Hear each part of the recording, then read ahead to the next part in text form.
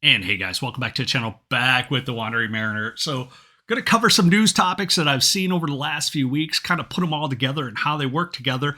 And first off, I want to talk about the USNS Big Horn running aground. They had touched the bottom somewhere off the coast of Oman, damaged their rudder, had to be towed to Duqm, Oman for repairs, and that investigation will be ongoing, and I'm sure things will come out in the near future. But it was a little bit shocking to me to see how fast things got leaked. There was lots of video, lots of information that kind of hit the ether real quick.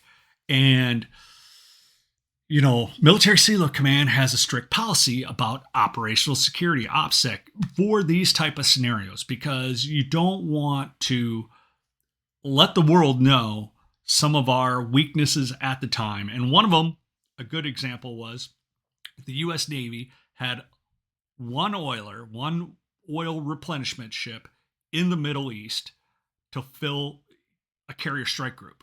So there was not another oiler in the area immediately. So they had to resort some other assets to the area.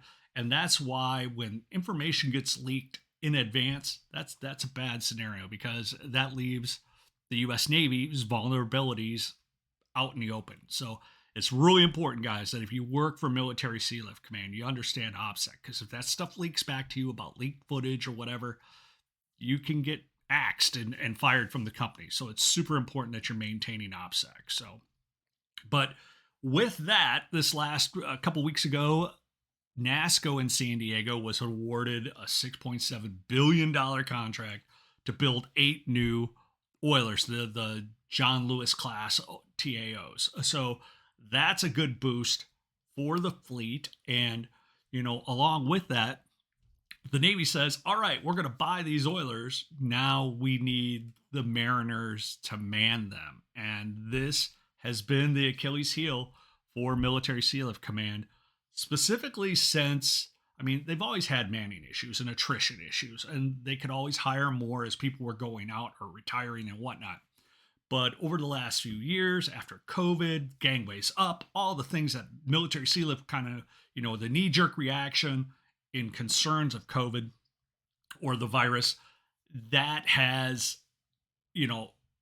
people kind of went out and tested a market and found other jobs and never went back to Military Sealift Command. So now they're hiring new mariners, and there's a big push because they are getting all of these new ships online, but they need the mariners to man them. And with that, the U.S. Navy has started working with the Coast Guard and the National Maritime Center to get merchant mariner licenses for surface warfare officers. So after they qualify for their SWO, they will also get certified with their merchant mariner credentials if they so decide to want to do that. And that is great for the top line of getting qualified officers into Military Sealift Command and kind of entice more people to come that way.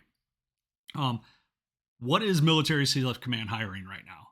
They are hiring first officers, second officers, third officers, damage control officers, assistant damage control officers, operations chiefs, able-bodied seamen, able-bodied mixed schedules, which if you guys haven't heard about that, mixed schedules is where you work an average of 6 months or 180 days per year. So that's a lot more quality of life opportunities with Military Sealift Command. And if you're coming from the Navy and you could qualify for your AB ticket right away and get into that AB mixed position, that is a big leg up because you will maximize your time off plus make decent money.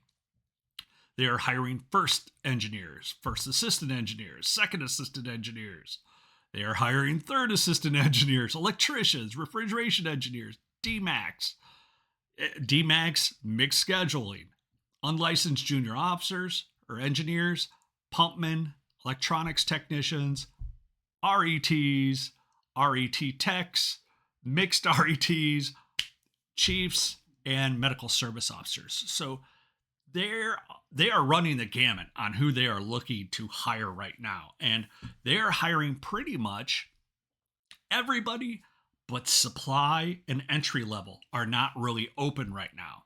And a lot of people are asking, well, what is the deal with that? Why aren't they hiring new people? If they need all these people, why aren't they hiring? Well, they've gone on a hiring bonanza of new hires. And there is a TikToker, I think she has like 50, 60,000 subscribers that are all been kind of interested in the merchant marine field.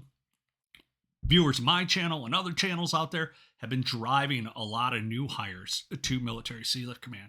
And the fact that the economy's getting tighter, the job market's getting a lot tighter. A lot of people that maybe were in the gig economy are now looking for other opportunities, and a lot of them are kind of going to Military Sealift Command. And I got other videos on how you can do that if you're interested. But right now, they're not really hiring entry level, and everybody's kind of like, well, why are they closing off entry level if they need all these people, right? Well, Military Sealift Command kind of falls under different guidelines because their manning is dictated by Congress, how many people they can actually hire and the thresholds for each position. Just like the US Navy. Like the US Navy is not allowed to go over, I think it's 112% of any set job position. And they try to get to like 108 and then leave themselves always a little bit of availability to hire new people. But that falls into, how many people have they hired and are in the pipeline already in those supply jobs. And if you were coming in as an able-bodied seaman or entry-level wiper or a steward utility, those jobs are fairly easy to fill, but the attrition level out of them is kind of higher because people have the idea they want to travel and see the world. They have all these expectations. And then they get out to the fleet and they find out, wow, the time off isn't as much, or this is a lot more effort that I thought I was going to make, or the work-life balance doesn't work for me, or they just miss home, or whatever reasons that they kind of fall out of it. And then a lot of them get into hiring, like I would say, promotions. They get advanced in the promotion ladder. They do their time as an entry-level position. They maybe go from steward utility to ordinary seaman to AB, and they're working their way up the chain of command, but it takes sea time to get all that advancement. So right now, there's a big flood in the entry level. Also, we're near the end of the fiscal year, and that's with the budget constraints. So if you don't understand, Military Sealift Command and all federal jobs, all in all, they hire on a fiscal year budget. The budget gets approved, and then they're like, okay, this is how many we can hire based on our funding and hiring restrictions that we might have in those positions. So we are near the end of the year. The end of September, October 1st is the beginning of the new fiscal year. So everything will kind of open back up, hopefully after that, unless they are so filled with that pipeline. Also, there's certain, the supply fields, you don't have to have a lot of previous experience to kind of go into those. It's on the job training and a lot of upward promotions and advancements in the supply field. And I think supply department doesn't have as high of an attrition level as maybe deck department or engineering, because those job fields, a lot often people can go on the outside and make more money working for the union or whatnot. They kind of come to Military Sealift Command to get their experience and upgrade their credentials, and then they kind of go somewhere else sometimes. So it's the ebb and flow of it all. But internal promotions play a big part of it as well. But also in the news, this last week, U.S. Navy warship in the Red Sea had a bunch of missile and drone attacks against itself and protected itself. The Houthis said that they actually struck the ship. The Navy's released information said no, that there was no damage caused. They didn't incur any actual attack itself or that did damage to the vessel. But, going into Military Sealift Command, you are usually operating within a carrier strike group, and they're not going to do a lot of replenishments or anything near the shorelines where they could launch these drone attacks or missile attacks for the most part. But you end up being part of that carrier strike group, and there is inherent dangers of going through the Red Sea and operating in those areas of dangerous waters right now. And there is lots of drama, with Ukraine, with Iran, the Houthis, Israel, Hamas, all of it. It's just a hot mess right now. And,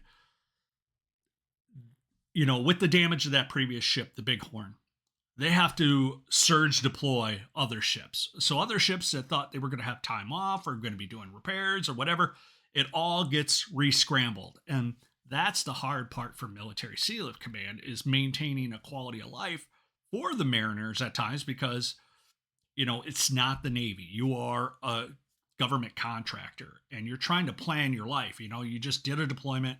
Who wants to be, after you've been gone for 6 months, your ship get turned around and sent right back? So it can be stressful, and those world events definitely affect you. And you're not in the military, but I kind of think about it as like military light. Like, you're not following the rules and the guidelines and everything of being in the U.S. Navy, but you operate with the Navy and contingents with them, and you are reacting to world events, whatever they are. And that could be if you're on a prepositioned ship, an oiler, supply ship, and whatnot. So, but continuing on, and the latest and greatest news that could be a big upset to the maritime industry is the port workers from Maine to Texas. The longshoremen are looking at a possible strike. They maintain over 90% of all the port operations on the East Coast and in the Gulf. So that will be a big shortage to supplies. It will affect our fuel, possibly. It could affect a lot of things in our economy, and it's all supply and demand driven, and some people are excited about this happening, because that shortage would mean more business for the West Coast and those ports, and they can increase the cost of shipping and everything else. So when scenarios like this happen, the consumer ends up paying the ultimate price.